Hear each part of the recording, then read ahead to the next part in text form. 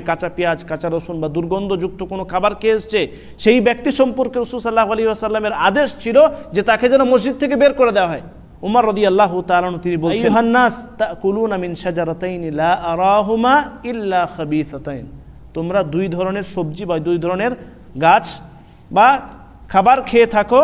যে দুটি খাবার আমি মন্দ খাবিস ছাড়া কিছু বুঝি না, এ দুটো হচ্ছে মন্দ। রাসূল সাল্লাল্লাহু আলাইহি ওয়াসাল্লামকে আমি দেখেছি, ওমর রাদিয়াল্লাহু তাআলা তিনি বলছেন, কেননা আমি রাসূল সাল্লাল্লাহু আলাইহি ওয়াসাল্লামকে দেখেছি,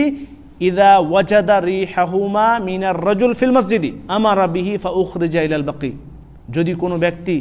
কাঁচা পেঁয়াজ কাঁচা রসুন খেয়ে আসতো এবং তার মুখ থেকে যদি দুর্গন্ধ বের হতো, মসজিদের ভিতরে কোনো এমন ব্যক্তি এসে পড়েছে আর তার মুখ থেকে যদি কাঁচা পেঁয়াজ কাঁচা রসুনের গন্ধ বের হতো, তাহলে রাসূল সাল্লাল্লাহু আলাইহি ওয়াসাল্লাম তাকে বের করার নির্দেশ দিয়েছেন, যে মসজিদ থেকে তাকে বার করে দাও, মসজিদ থেকে তাকে বের করে দাও। উখরিজা ইলাল বাকি, তাকে বাকি কবরস্থানের দিকে বের করে দেওয়া হতো। মসজিদ নববীর পাশে দেখেছেন সবাই তো, মসজিদের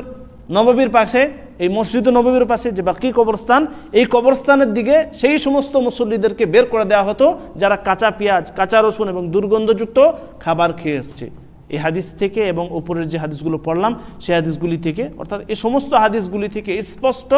যে কাঁচা পেঁয়াজ কাঁচা রসুন খেয়ে আসা যাবে না, মসজিদে কেউ খেয়ে আসবে না।